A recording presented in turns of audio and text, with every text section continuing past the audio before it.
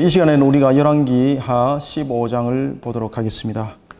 열왕기하 15장에서는 보면은 북이스라엘의 역사가 무엇으로 구성되는지를 설명하고 있는데, 이제 열왕기하 제15장은 우리에게 무엇을 설명해 주고 있는가 하면은 북이스라엘의 역사가 무엇이 중심이 되는가. 북이스라엘 역사의 이름은 쿠데타가 중심이 됩니다. 쿠데타.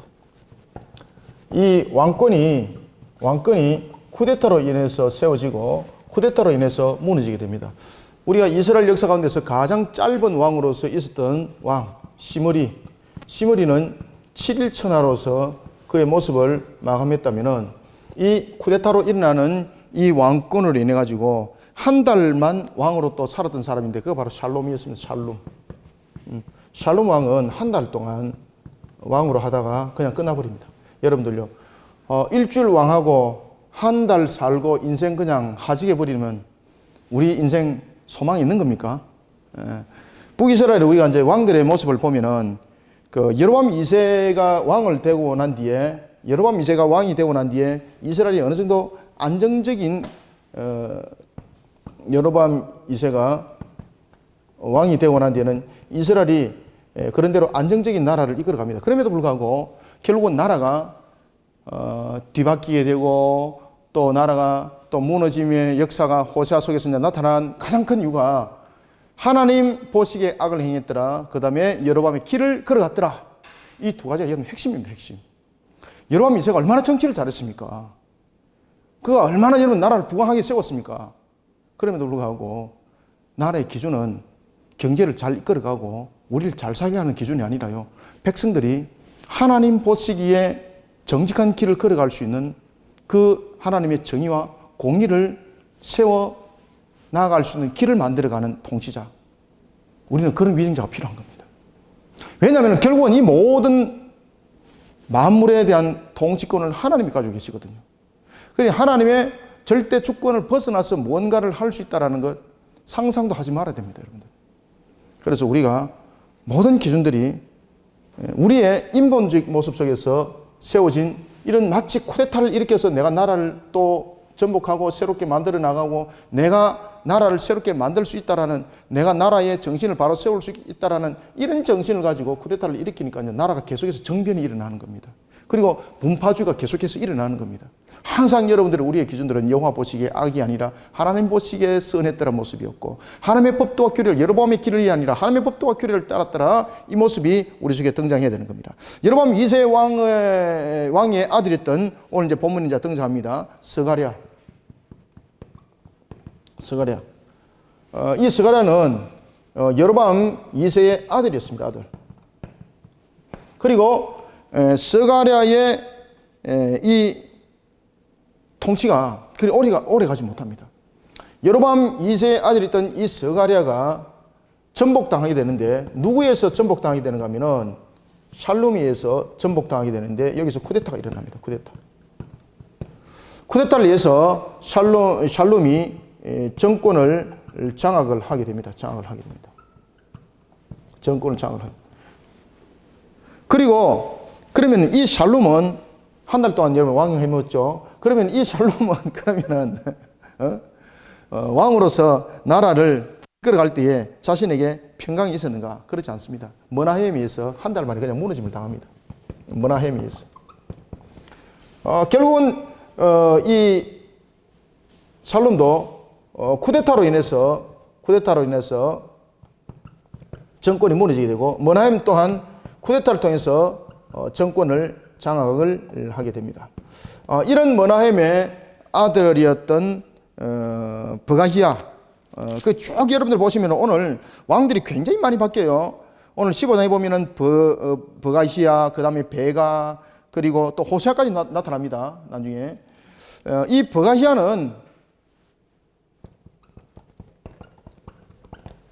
브가히야가 말 그대로 머나헴의 아들이었습니다. 이 머나헴의 아들이었던 이 브가히야가 또 베가이에서 여러분들 그가 반역을 일으킨 속에서 그가 무너짐을 당하게 됩니다.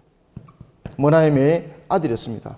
그리고 이 베가에 의해서 결국은 그가 쿠데타입니다. 쿠데타가 일어나가지고 나라가 무너지고 베가가 다시 정권을 장악을 하게 됩니다. 이때에 이제 베가의 무너짐 속에서 이 속에서 이제 우리가 중요한 내용들이 이제 등장하기 시작하는데 이때에 남과 북의 전쟁이 일어납니다. 남북의 전쟁.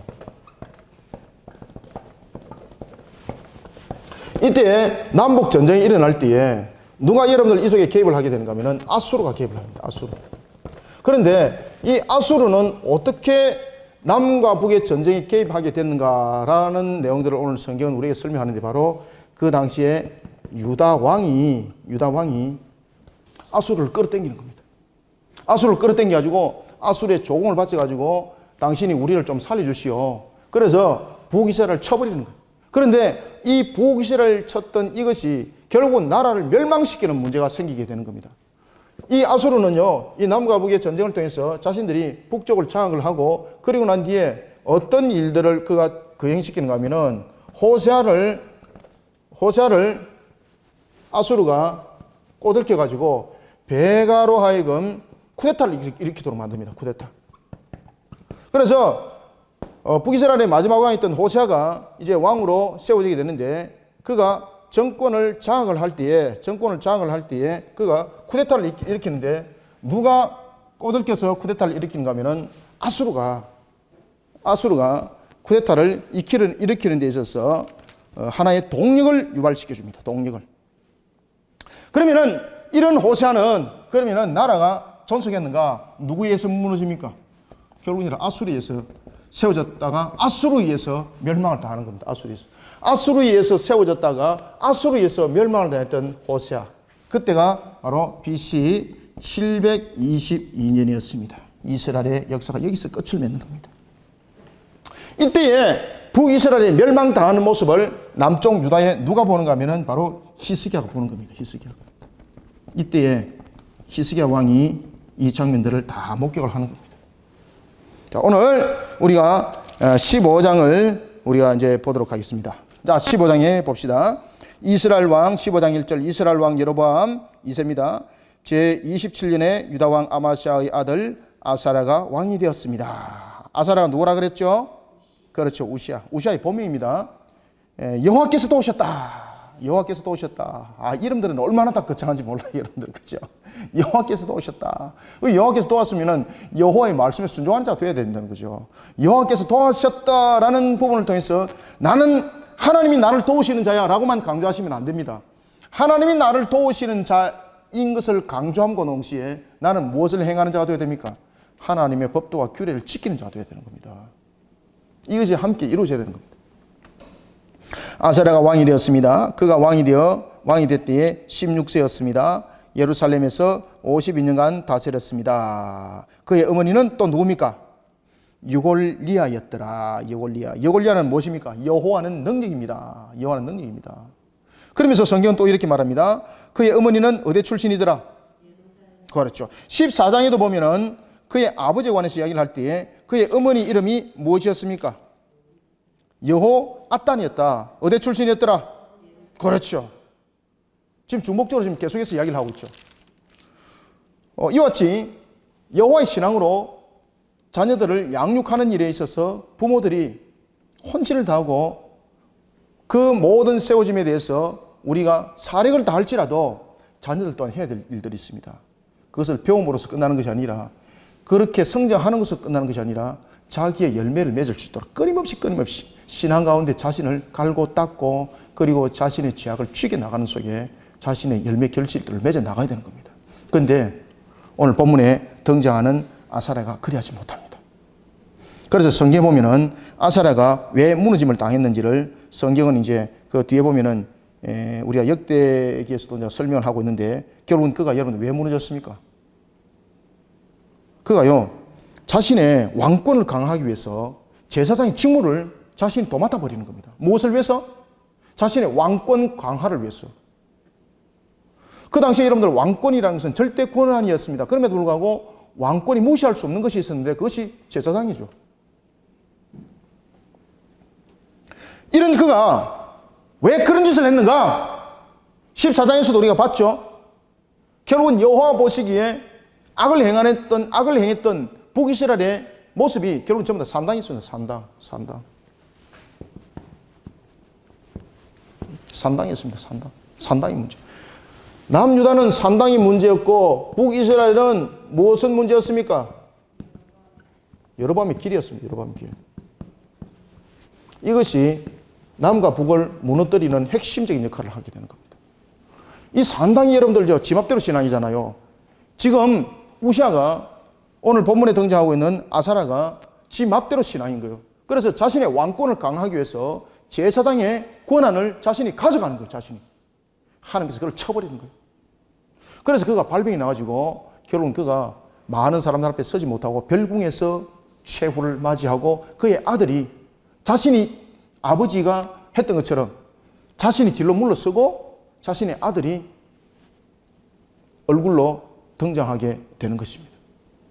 그리고 그는 별궁에서 이제 생명을 마감을 하게 됩니다. 자, 성경은 말합니다. 3절 아사랴가 그의 아버지 아마사의 모든 행위대로 여호와 보시기에 정직히 행하였으나 그죠? 그의 아버지 아마사도 그랬죠. 그의 아버지 요아스의 모습을 닮아서 정직하게 행하였으나 하면서 또 무슨 이야기를 하고 있습니까? 무엇을 제거하지 못했더라? 그렇죠. 지금 똑같은 이야기를 또 하죠. 어머니가 예루살렘 출신이다 라는 것을 반복해서 말하고 있었고 또 하나는 정직하게 했습니다 라는 부분들을 두 사람 다 반복해서 말하고 있었고 14절과 14장과 15장에서 그리고 또 하나는 가장 핵심적인 것 산당을 제거하지 못했더라. 이것을 핵심적으로 다루고 있어요. 자, 15장 4절 5절 읽습니다. 시작. 오직 산당은 제거하지 아니하였으므로 백성이 여전히 그 산당에서 제사를 드리며 분향하였고 여호와께서 왕을 치셨으므로 그가 죽는 날까지 나병 환자가 되어 별궁에 거하고 왕자 요담이 왕궁을 다스리며 그 땅의 백성을 치리하였더라. 아멘. 아사랴가 여러분들요 약 한 10년 동안 우리가 그 나병, 문둥병이라 그러죠. 이 나병으로 인해서 그가 별궁에 있다가 결국은 이제 죽습니다. 죽는데 그가 왜 그 나병을 앓게 됐는가? 왜 나병을 앓게 되었습니까? 그렇죠. 제사장의 직무를 침범했죠. 그러면은 제사장의 직무를 그가 왜 침범했습니까? 자, 아사랴. 우리가 이제 여기서는 아사랴라고 이야기하기 때문에 우시아라 안 하고 우리 아사랴라 제가 말하겠습니다. 이 본명이니까. 이 아사랴가 왜 나병을 앓게 되었습니까? 첫 번째는 그가 제사장의 직무를 강탈하려고 했죠. 그러면은 그가 왜 제사장의 직무를 그가 강탈하려고 했습니까? 예?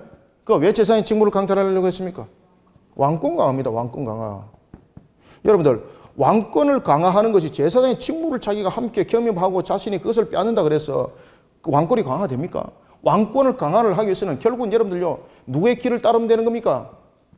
다윗의 길을 따르면 되는 거예요. 하나님을 향한 다윗의 길을. 그런데 이 모습 속에서 제사장의 직무를 감당하고 그가 왕권을 강화하는 측면에서 제사장의 직무를 그가 빼앗으려고 했던 가장 큰 이유는 뭔가 하면요 산당이 문제입니다. 산당이 여러분들 잘 아시는 것처럼 인본주의 신앙이잖아요. 인본주의 신앙.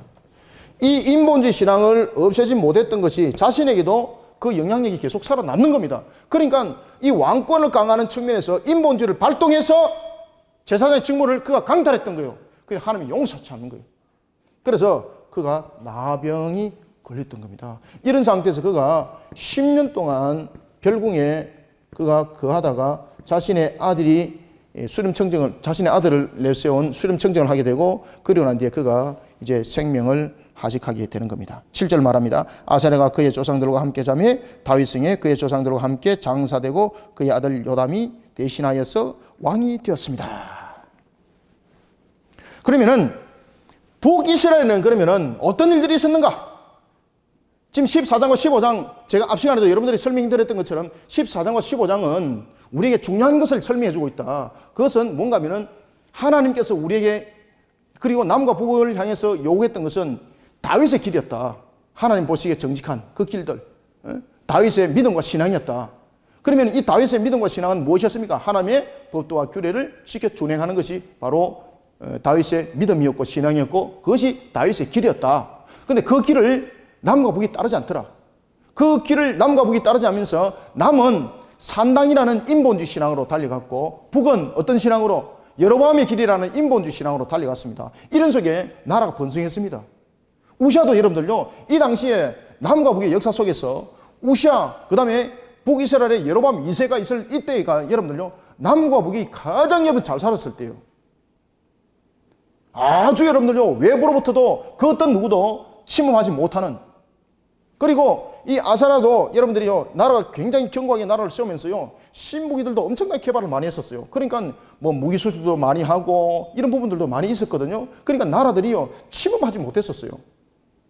그런데 결국 이들이 다 무너져 버렸습니다. 왜 무너졌습니까? 바로 산당이라는 인본주의 신앙, 여로보암의 길이라는 인본주의 신앙, 이것을 떠나지 못했더라는 것입니다. 그러면서 성경은 우리에게 조명해주고 있습니다. 우리에게 우리의 산당은 무엇인가, 우리의 여로보암의 길은 무엇인가, 항상 그것을 밝혀보기를 하나님께서는 원하고 계시고, 그 밝혀보는 기준이 무엇입니까? 여호와의 법도와 규례입니다.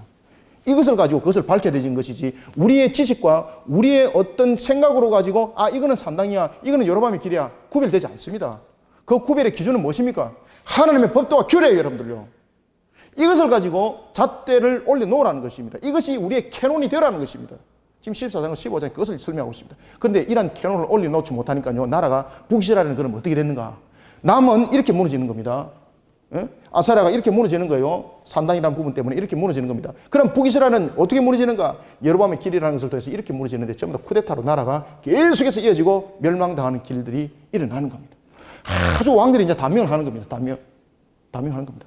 우시아가 왕이 되고 난 뒤에 그의 아들 요담이 왕이 됩니다. 그리고 이제 우리가 이제 등장하는 것처럼 이제 뒤에 이제 나타나는 히스기야, 뭐 그렇게 크게 남쪽에는 정권 교체가 그렇게 많이 일어나지 않습니다. 그런데 이때 북쪽에서는요, 정권 교체가 아주 짧게 교체가 되는데 대부분 다 제가 앞에서도 여러분들에게 이제 설명드렸던 것처럼 대부분 다 쿠데타로 여러분들 나라가 전복을 당하게 됩니다. 뭐 아들로 된 것은 여로보암의 아들이었던 스가랴, 그 다음에 우리가 머나임의 아들이었던 버기히야, 그 외에는 전부 다 쿠데타죠, 그죠? 쿠데타. 전부 다 쿠데타로 나라가 무너짐을 또 세워짐을 당하는 그런 역사가 북이스라엘의 역사였더라라는 것입니다. 자, 8절 한번 보겠습니다.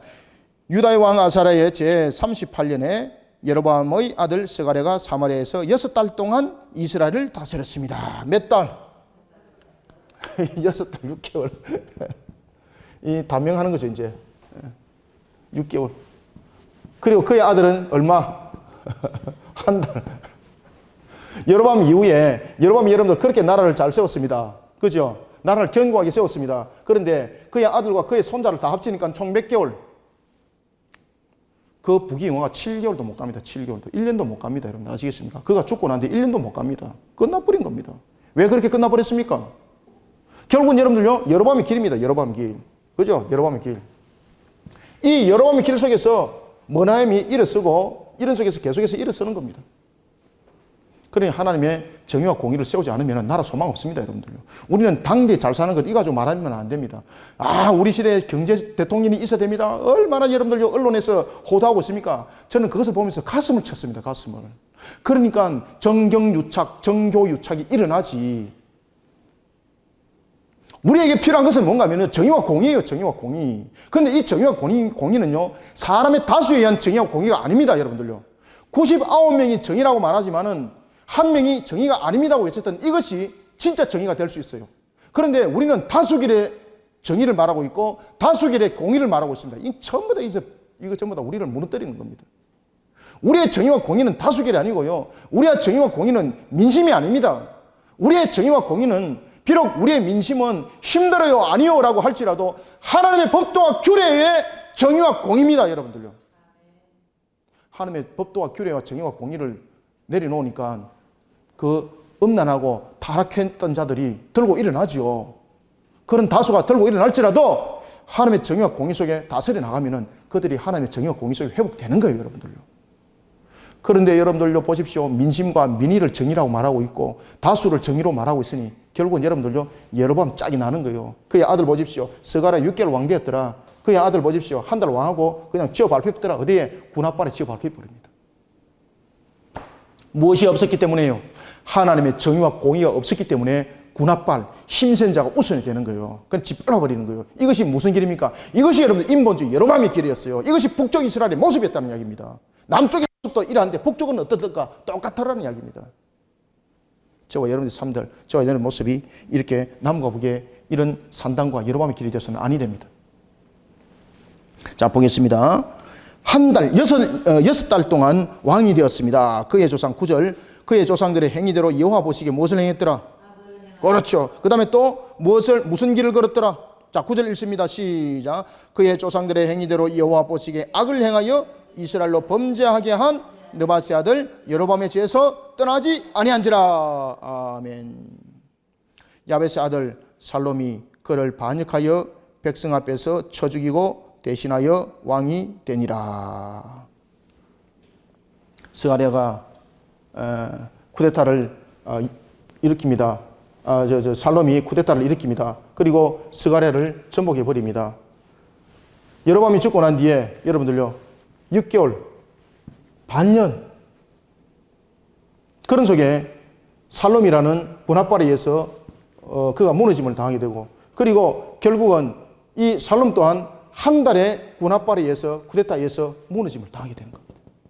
무너짐을 당하게 된 겁니다. 그래서 여로밤은 그의 아들이었던 스가랴, 그리고 스가랴는 그 빛도 보지 못하고 6개월에서 끝나버리고, 그리고 샬롬이라는 군합발에 의해서 결국은 그는 짓밟혀버리고, 이런 모습이 되었던 겁니다. 그게 하나님의 정의와 공의가 여러분 얼만큼 중요합니까? 얼만큼 여러분들 그것이 우리에게 중요한 내용인지 모릅니다. 자, 이와 같이 여로밤의 아들 스가랴가 누구에 의해서 짓밟혔더라? 샬롬에 의해서 짓밟혔더라. 샬롬에 의해서 짓밟혔더라. 반역을 일으켰더라. 성경은 말하고 있습니다. 왕에 대한 반역이 이제는 은밀하게 일어나지 않습니다. 지금까지는 앞쪽에는 보면 반역들이 여러분들이 잘 아시는 것처럼 예후의 반역도 마찬가지고 모든 반역들이 보면 은밀하게 일어났습니다. 그죠? 그런데 대담하게도 이제 스가랴를 죽이는 측면에서 보면 여로밤 2세의 아들이죠. 여로밤 2세의 아들이었던 스가랴를 죽이는 측면에서 보면 샬롬이요 대담하게도 공개적으로 하는 겁니다. 은밀하게 하지 않습니다.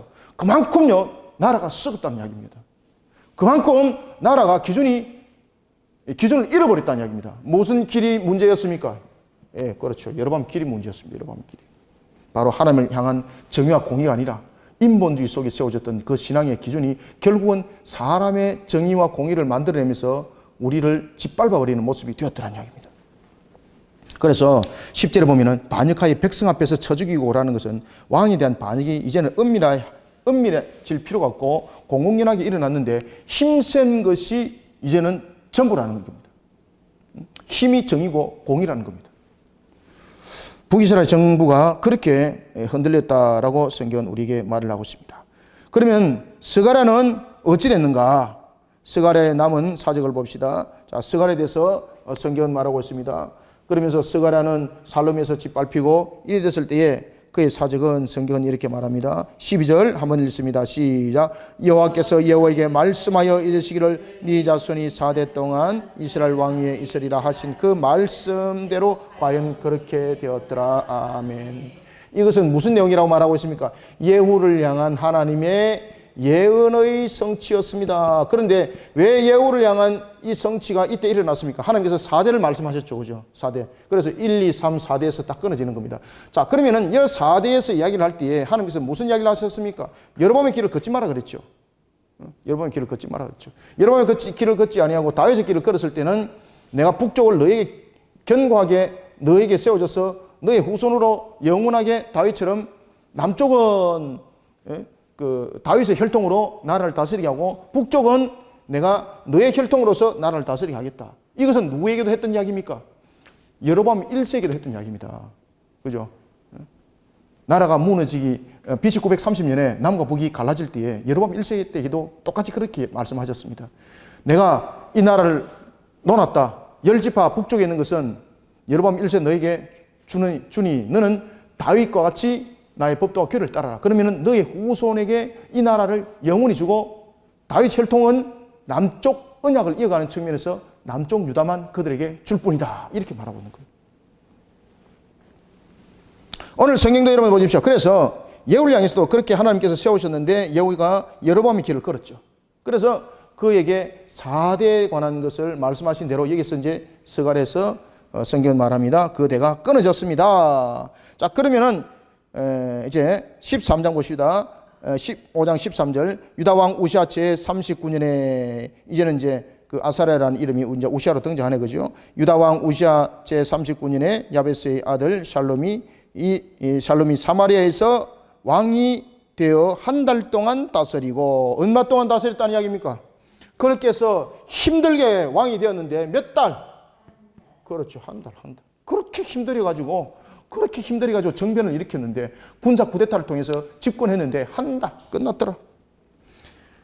뛰는 놈 위에 나는 놈이 있고 나는 놈 위에 또 뭐 더 크게 높이 나는 사람이 있습니다. 머나헴 그가 왕이 됩니다. 가드의 아들 머나헴이 디르사에서부터 사마리아로 올라와서 야베스의 아들 살룸을 거기서 쳐 죽이고 대신하여 왕이 되니라. 그러면서 이제 북이스라엘의 16대 왕이 되는 겁니다. 머나헴이 북이스라엘의 16대 왕이 되는데 이가 북이스라엘의 16대 왕이 되면서 그에게 흔들림이 없었는가? 똑같습니다, 여러분들요. 똑같습니다. 그때에 16절 읽습니다. 그때 머나임이 디르사에서 와서 딥사와 그 가운데 있는 모든 사람과 그 사방을 쳤으니 이는 그들이 성문을 열지 아니하였습니다. 얼마나 잔인한가 보십시오. 자신에게 여러분들요 굴복하지 아니하고 자신의 뜻을 안 따르니까요 그 자녀였던 여인의 배를 갈랄 정도로 아주 악행을 저지릅니다. 계속해서 읽어보겠습니다. 성문을 열지 아니하였습니다. 그러므로 그들이 그 옷을 치고 그 가운데에 아이벤 부녀를 배를 갈랐더라. 왜 배를 갈랐습니까? 자신에게 저항하는 자는 누구를 막론하고 이렇게 용서하지 않는다는 겁니다. 아주 잔인하게. 그러면은 머나헴이 이렇게 나라를 아주 잔인하게 다스리면서 그러면 나라는 평강이 있었는가? 여러분 평강이 있었겠습니까? 성경 보십시오. 그가요 이제 나라가 아수르에서 성경은 19절에 보면은 아수르의 불이라 그러는데 우리는 잘 알고 있는 디글랏빌레셀 3세입니다. 디글랏빌레셀 3세. 이때에 이 머나헴을 아수르가 치고 들어옵니다. 이 성경에서 보면 불이라 그러는데 디글랏빌레셀 이 3세가 치고 들어올 때에 머나헴이 어떻게 행동하는가 보십시오. 아수르가 해야 될 일들을 머나헴이 대신하고 있습니다. 자신을 지키기 위해서 나라를 다 팔아먹어 버리는 겁니다. 백성들을 다 팔아먹어 버리는 겁니다. 이와 같이 여호와의 신앙으로 자신을 세우지 못하는 자는요 나라와 민족 없습니다. 여러분들요. 여호와의 신앙으로 세워졌을 때 나라 사랑합니다. 여호와의 신앙으로 세워질 때 여러분들 민족을 사랑할 수밖에 없어요. 왜? 하나님의 형상을 돌아보니까 하나님의 형상, 그죠?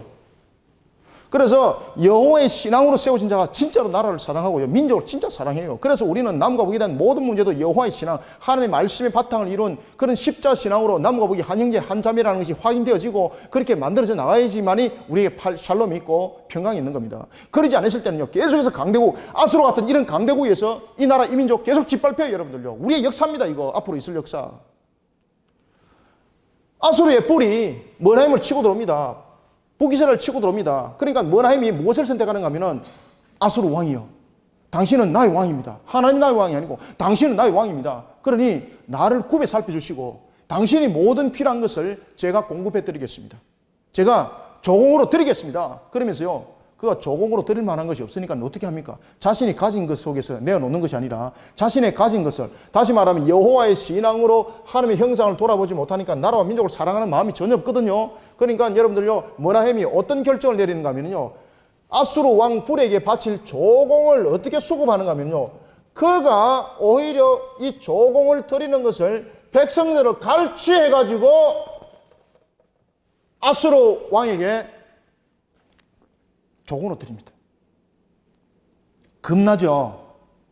그러니까 아수르 왕이 할 일을 자신이 대신하는 거예요. 그런데 아수르 왕이 이렇게 하게 되면 자신은 왕권을 잃어버리게 되는 거죠. 그런데 아수르 왕에게 자신이 조공을 드리게 되면 자신은 두 가지 위감이 있습니다. 첫 번째, 어떤 세력으로부터도 자신은 지켜짐을 받는 거죠. 누가 보호해주기 때문에? 아수르가 보호해주기 때문에. 그 다음에 두 번째는 자기가 아수르의 보호함을 통해서 정권을 유지할 뿐만 아니라 모든 것도 함께 유지할 수 있는 거죠. 그래서 그는 자신의 하나의 왕권뿐만 아니라 자신의 권세뿐만 아니라 자신이 가지고 있는 모든 물건까지도 자신이 지켜나가는데 어떻게 지켜나가는가 하면요. 백성들 것을 갈취해서 아수르의 조공을 드림으로써 자신의 모든 것을 지켜나갑니다. 그런 여러분들요. 하나님을 위한 신앙으로 바로 세워지지 않으면 나라 민족 살아나지 못합니다. 그래서 제가 지금 계속해서 여러분들 강조하는 거예요. 자, 성경은 말합니다. 우리가 한번 봅시다. 그가 어떻게 하는지 19절, 20절, 21절 읽습니다. 시작.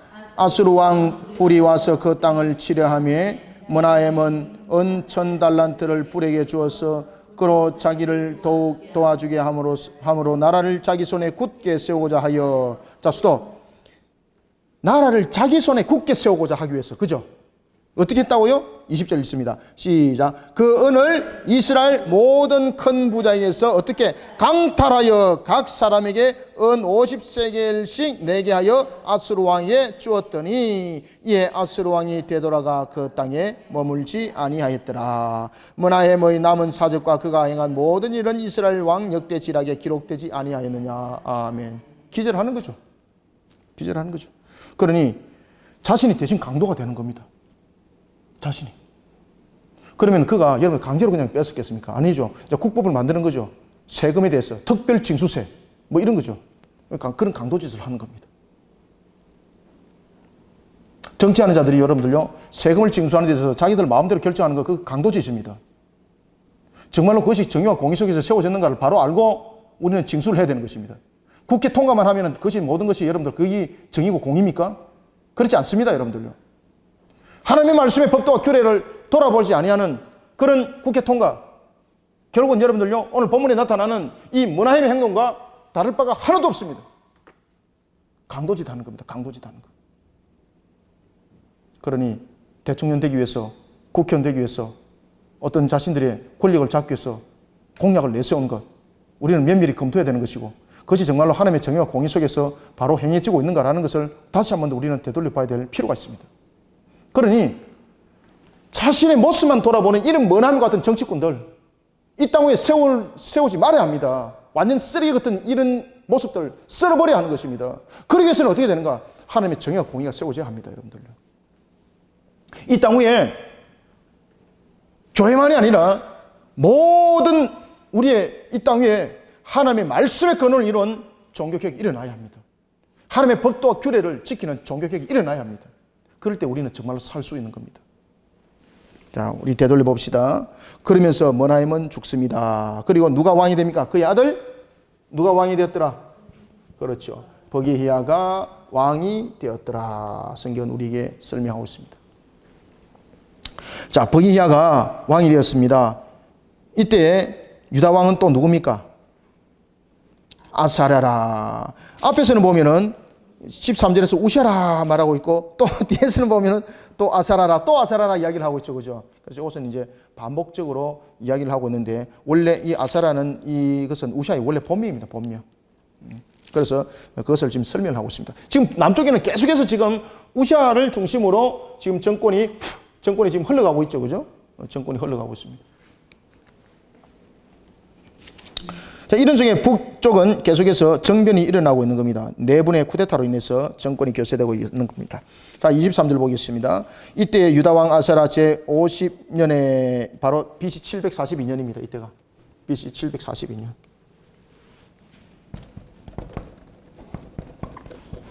이제 북이스라엘이 무너지기 20년 전입니다. 북이스라엘이 여러분들 언제 무너집니까? BC 722년에 무너지죠. 그죠? BC 722년에.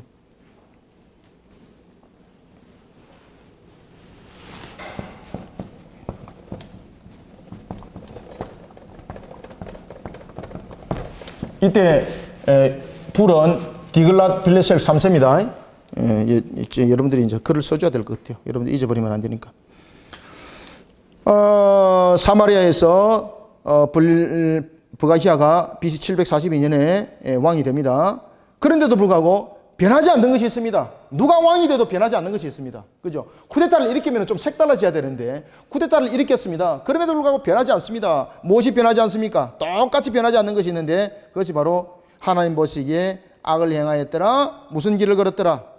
그렇죠. 여로보암의 죄에서 떠나지 않았더라. 이것이 여러분들요 계속해서 반복적으로 일어납니다. 자, 24절 읽습니다. 시작. 여호와 보시기에 악을 행하며 이스라엘로 범죄하게 한 느바세 아들 여로보암의 죄에서 떠나지 아니한지라. 정권은 바뀌어도 아버지의 대를 이어서 아들이 일어서든 아니면 아버지가 샬롬을 죽여서 나라를 일으켰던 누가 일으켰던 경제를 활성화시켰던 공통적인 것은 여로보암의 길을 떠나지 않았다는 겁니다. 여기서 이제 나라가 끝나는 겁니다. 아주 간단하게 나라가 정리되는 거죠. 그래서 성경이 그것을 계속해서 지금 우리에게 조명해주고 있는 겁니다. 그러니까 우리의 남과 북에 대한 문제도 여러분들요, 여호와의 신앙에 대한 부분들을 멸시하고 경시하고 남과 북에 대한 문제를 경제적인 해법으로, 정치적인 해법으로, 군사적인 해법으로 풀어나가지요. 우리 나중에 나라 민족 BC 722년처럼 그리고 북이스라엘에 멸망당했던 BC 586년의 모습처럼 나라 민족 없습니다. 나중에. 맞는지 안 맞는지 한번 보십시오. 그래서 한국 교회가 세워진 것이 그만큼 중요한 겁니다. 그만큼 중요한 겁니다. 한국 교회가 최후의 정인의 길을 걸어가야 하는 것입니다. 말씀의 정인의 길을 걸어가야 하는 것입니다. 이것이 민족을 살리는 길이고 나라를 살리는 길입니다. 오늘 우리가 말씀을 배워서 끝나는 것이 아니라 이 말씀을 가지고 나라와 민족을 살리는 일에 우리가 쓰임받는 도구가 되어야 되는 것입니다. 자, 성경은 말합니다. 북이스라엘에 그러면은 왕이 이렇게 뒤바뀔 때에 또 남쪽은 계속해서 아사랴가 왕으로서 몇 년을 다스렸더라? 27절에 보면은 52년을 아사랴가 계속해서 다스리고 있었습니다. 성경은 말하고 있습니다. 이때 또 어떤 일이 일어나는가 하면은 이 머나헴을 또 전복시키는 세력이 등장하는데 머나헴의 아들이었던 버기히야, 이 버기히야를 전복하는 세력이 등장하는데 그가 바로 베가였습니다. 베가. 이 베가 참 골치 아픈 사람이에요, 이 사람. 베가가 여러분들요 장관이었습니다. 누가 하면요 왕의 전속 부관이었습니다. 쉽게 말하면요 왕의 경호를 담당하는 사람이었습니다. 왕의 경호를 담당했던 그가, 그런 중요한 직분에 있던 그가 왕을 반역해서 어디에서 죽입니까? 왕궁 호위소에서 죽여버리는 거예요. 왕궁 호위소에서. 왕궁 호위소에서. 왕을 보호하는, 방어하는 그런 요소에서 암살해버리는 거죠. 자, 25절 한번 읽어볼까요? 26절까지 시작. 그 장관 르말랴의 아들 베가가 반역하여 사마리아 왕궁 호위소에서 왕과 아르곱과 아리엘을 죽이되 길앗 사람 50명과 더불어 죽이고 대신하여 왕이 되었더라. 버가히아의 남은 사적과 그가 행한 모든 일은 이스라엘 왕 역대지략에 기록되니라. 아멘. 이런 속에 유다 왕은 계속해서 아사랴가 52년 동안 지금 나라를 다스리고 있었습니다. 이 말입니다. 그죠? 얼마나 많이 변하고 있습니까? 그때에 이 베가가 또 어떤 길을 걸어갑니까? 이렇게 정변을 일으켰고 이렇게 쿠데타를 일으켰으면 목적이 있어야 될 거 아니겠습니까? 나라가 무슨 우상 숭배가 있었다든지 무슨 이유가 있어야 되는데 이유가 없어요. 이유는 다만 하나, 자신이 그냥 왕이 되는 거예요. 그냥. 그러면서 그가 또 왕으로서 나라를 이끌어 가려니까 필요한 것이 뭔가 하면요, 인본주의 속에 손에 쥐는 것이 있어야 되는데 그것이 바로 여로보암의 길이었던 거예요. 여로보암의 길. 계속해서 지금 그 이야기를 반복적으로 하죠. 자, 28절 읽습니다. 시작. 여호와 보시기에 악을 행하여 이스라엘로 범죄하게 한 느바세 아들 여로보암의 죄에서 떠나지 아니하였더라. 아멘. 그러니까 이때 누가 쳐들어옵니까? 그렇죠. 이스라엘 왕 베가 때에 아수르 왕 디글랏 빌레셀이 쳐들어옵니다. 그죠? 디글랏 빌레셀이 쳐들어옵니다. 쳐들어와가지고 베가를 무너뜨려 버리는 거예요. 이때에 이 디글랏 빌레셀이 누구를 부추깁니까? 호세아를 부추겨. 호세아를 부추겨가지고 내란을 일으키게 만들어요. 네가 왕해라, 네가. 그리고 너는 내 말 잘 들으면 내가 네 지켜줄게. 그런데 내가 네 지켜줄게 하던 그 나라에 의해서 호세아는 죽습니다. 참 비참하죠. 자, 29절, 30절, 31절까지 한번 읽어보겠습니다. 시작. 이스라엘 왕 베가 때에 아수르 왕 디글랏 빌레셀이 와서 이온과 아벨벳 마가와 야노아와 게데스와 하솔과 길앗과 갈릴리와 납달리 온 땅을 점령하고 그 백성을 사로잡아 아수르로 옮겼더라. 우시아의 아들 요담 제20년에 엘라의 아들 호세아가 반역하여 르말랴의 아들 베가를 쳐 죽이고 대신하여 왕이 되니라. 아멘. 그러니까 이 디갈라빌레살이 베가를 죽이기 위해서 호세아를 통해서 쿠데타를 일으키게 만들고 호세아가 베가를 죽이게 하고 왕이 되도록 하는 겁니다. 그런데 그러면은 왜 이런 일들이 일어났는가라는 것입니다. 왜 이런 일들이 일어났는가라는 것은 이제 베가가 연합을 구성합니다. 베가가 연합을 구성해가지고 그 당시 이제 아람과 이렇게 연합을 구성할 때에 북이스라엘이 남쪽이 필요했던 겁니다. 그러니까 남유다도 우리와 같이 연합을 이뤄서 우리가 중동의 어떤 세력들을 방어하는 측면에서 우리가 연합을 구성하자. 이때 남유다가 그것을 거부를 하게 됩니다. 남유다가 거부를 하게 되니까 가만둬서는 안 되는 거거든요. 왜냐하면 자신들을 향한 반대 세력이 될 수 있으니까. 그래서 성경은 이렇게 말합니다. 아람과 함께 베가가 아람과 함께 연합을 형성해가지고 어디를 치고 들어옵니까? 남쪽을 치고 돌아 버리는 거예요. 이때 베가가 아람과 연합을 형성해가지고 남유다를 치고 들어옵니다. 남유다를 치고 들어오니까 남유다가 꼼짝하지 못하는 거예요. 그때 성경은 이야기합니다. 그때 왕이 누구였더라? 요담이었더라. 요담. 그 당시에 우시아의 아들이었던 요담이 나라를 다스리고 있을 때였는데 이들이 베가가 아람과 연합을 해서 남유다를 치고 들어오니까 남유다가 이걸 감당할 수가 없는 거예요. 그러니 이 남유다가 누구를 동원합니까? 바로 아수르에게 조공을 드리는 거예요.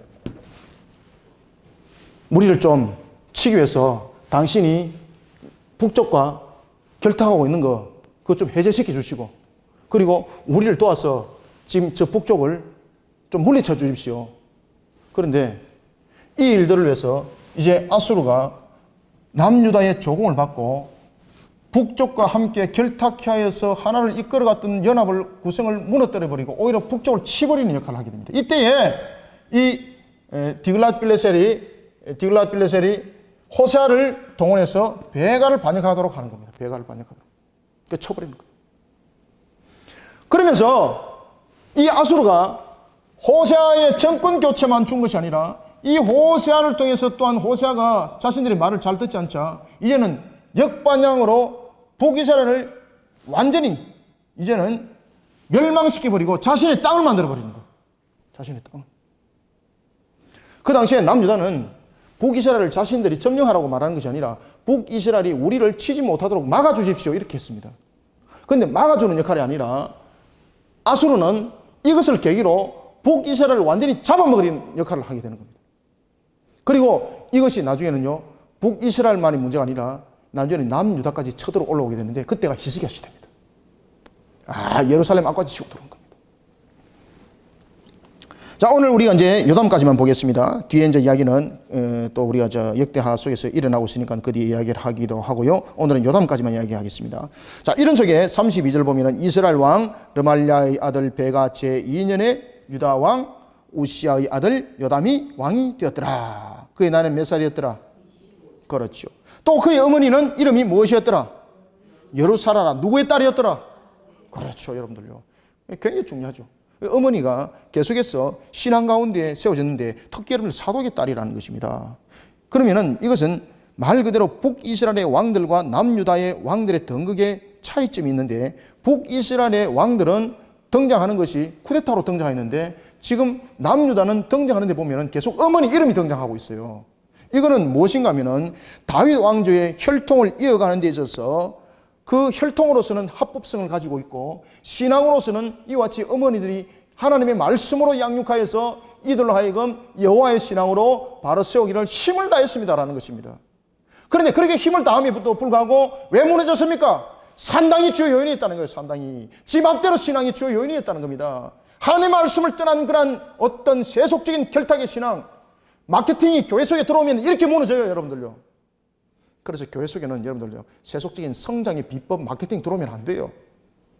한 12년 전부터 교회 속에 이 성장 마케팅이 들어와가지고 정말로 교회를 혼란스럽게 만드는데 교회는 그런 마케팅 속에서 다 물리쳐야 합니다, 여러분들요. 거의 산당입니다, 산당. 결국은 교회 무너져요, 여러분들요. 혈통으로 교회지만은 결국은 무너지더라는 겁니다. 요담이 34절도 그 이야기를 하죠. 요담이 그의 아버지 우시아의, 이제는 또 우시아라 이야기하죠. 그리고 어떤 분들이 헷갈려요. 어떤 분들이 계속 이야기해요. 목사님, 이 왕이 아사랴 됐다가 우시아 됐다가 도대체 왕이 몇 명이 바뀝니까? 이 한 사람입니다. 계속해서 한 사람을 이야기를 하는 것은 이제 혈통으로 보느냐, 언약으로 보느냐, 이런 관점에서 이름들을 지금 달리 조명해주고 있을 뿐이에요. 요담이 그의 아버지 우시아의 모든 행위대로 여호와 보시기에 어떻게 했더라? 정직히 행했으나 무엇은 채가지 못했더라. 계속 반복적으로 나타나죠. 자, 35절 읽습니다. 시작. 오직 산당을 채가지 아니하였으므로 백성이 여전히 그 산당에서 제사를 드리며 분향하였더라. 요담이 여호와의 성전에 운문을 건축하니라. 아멘. 하나님을 향한 경외심이 하나님의 말씀의 잣대 위에 올려져야 되는 것입니다. 하나님의 말씀이 캐논이 돼야 되지 다른 것이 캐논이 돼서는 안 돼요, 여러분들요. 그래서 산당을 못 앱쓰는 것이 결국은 요담을 무너뜨린 역할을 한 겁니다. 이런 속에 요담은 보십시오. 그때에 요담이 어떻게 했더라? 37절 38절 읽고 마무리하겠습니다. 시작. 그때에 여호와께서 비로소 아람 왕 르신과 르말리아의 아들 베가를 보내어 유다를 치게 하였더라. 스톱. 왜 하나님께서 아람 왕 르신과 그리고 베가를 통해서 유다를 치게 만들었을까요? 지금 이 산당 문제죠. 여호와를 향한 신앙의 잘못된 모습이죠. 이것을 하나님께서 깨닫게 알게 하는 거죠. 그러면은 이때에 요담이 이 부분들을 깨닫고 회개를 해야 되는 거예요. 그런데 요담이 이 부분들을 회개하려는 것이 아니라 누구를 끌어당겼습니까? 아수르를 끌어당긴 거예요. 아수르를 끌어당겨서 결국은 여러분들 북이스라엘에 멸망하는 길을 만들었던 왕이었습니다. 그래서 성경에는 그런 내용이 나타나지 않는데 여러분들 요담이 여러분들 보시면은요, 최후를 왕들의 묘실에 들어가지 못합니다. 왕실의 열왕들의 묘실에 장사되지 못하는 불명예를 걷습니다. 왜 그렇습니까? 하나님의 역행을 저질렀던 그를 하나님께서는요, 역대 왕들의 묘실에도 들어가지 못하도록 막아버린 거예요. 그래서 여러분들요, 항상 우리의 기준은 하나님의 신앙이 바른 말씀이 기준이 되어야 되는 것입니다. 요담이 왜 그가 아수르를 끌어당겼습니까? 북이스라엘의 문제는 결국은 하나님을 향한 자기 나름대로의 인본주의 신앙을 치는 하나님의 징계였습니다. 그럼 요담이 깨달아야 되는 거예요. 그럼 요담에게는 필요한 것이 뭔가 하면 하나님의 뜻을 바로 헤아려 알고 그리고 하나님 앞에 무릎을 꿇는 모습이 되어야 되는 것입니다. 그런데 그리하지 못하고 아수르에게 손을 벌리는 거예요. 여호와께 무릎 꿇는 것이 아니라 하나님 이 문제를 어찌하리까 주님 앞에 물은 것이 아니라 바로 아수르에게 조공을 드립니다. 그리고 계약을 하는 겁니다. 그 일로 인해서 성경은 말합니다. 자, 성경 봅시다. 38절 다시 한번 읽습니다. 시작. 요담이 그의 조상들과 함께 자매 그의 조상 다윗성의 조상들과 함께 장사되고 그의 아들 아하스가 대신하여 왕이 되니라. 아멘. 이것은 무슨 이야기인가 하면은 그가 이 악행으로 인해서 하나님께서 주신 그 신호를 깨달아 알지 못하고 연합군의 침공을 통해서 하나님께 도움을 구하지 아니하고 아수르의 도움을 청했던 이 모습, 그러면서 아수르로 인해서 오히려 북이스라엘은 무너짐을 당하는 그런 큰 길을 열어주는 역할을 했던 그를 향해서 하나님께서는 징책을 가했는데 그것이 뭔가 하면은 그는 왕들의 묘실에 안장되지 못했습니다 라는 것을 38절 우리에게 담아주고 있습니다. 오늘 우리는 15장을 마무리하면서 우리가 반드시 깨달아 알아야 될 것 가운데 하나가 무엇인가 하면은 어떤 관계 속에서도 내가 무엇을 잘했든지 무엇을 잘 만들어 갔든지 간에 그 모든 기준점은 내가 잘하는 것을 가지고 칭찬받는 기준이 아니라 나의 능력의 기준이 아니라 세상적인 기준이 아니라 여호와의 법도와 규례라는 것입니다. 아주 사소한 것까지. 아주 사소한 것까지. 나를 그렇게 세우지 못했을 때는 내가 이런 산당이라는 나의 인본적 신앙이 결국은 나를 무너뜨리는 역할을 하더라는 것입니다. 그런 속에 요담이 결국은 아수르를 불렀던 것처럼 그 아수르가 불렀던 그 아수르가 결국은 잠이라는 역할을 하게 되는 겁니다. 우리 남과 북에 대한 문제도 마찬가지입니다. 아수르 같은 외세들이 들어오게 되면요, 결국 우리는 자멸하게 되어 있어요, 여러분들요. 무엇으로 문제를 풀어나가라고요? 하나님께 무릎 꿇고 기도하라고. 하나님께서 모든 문제를 회복시켜 줄 줄 믿고 오늘도 절대 주권자 되시는 하나님을 찾는 모습이 되라는 겁니다. 지금 마치 여러분들 우리나라 민족에 지금 일어나고 있는 역사적 내용들이 지금 북이스라엘과 남유다의 모습을 지금 담고 있지 않습니까? 완전히 못한 것 같지 않습니까? 오늘도 우리를 여호와의 신앙으로 굳건하게 바로 세워서 하나님의 나라를 우리나라와 민족 가운데 바로 세워나가 정말로 주님께서 말씀하신 그런 복된 나라가 되고 복된 민족이 되어서 하나님께 영광 돌리고 우리도 이 땅을 살아갈 때에 모든 것들을 하나님 주신 말씀대로 누리는 자들이 되기를 소망합니다.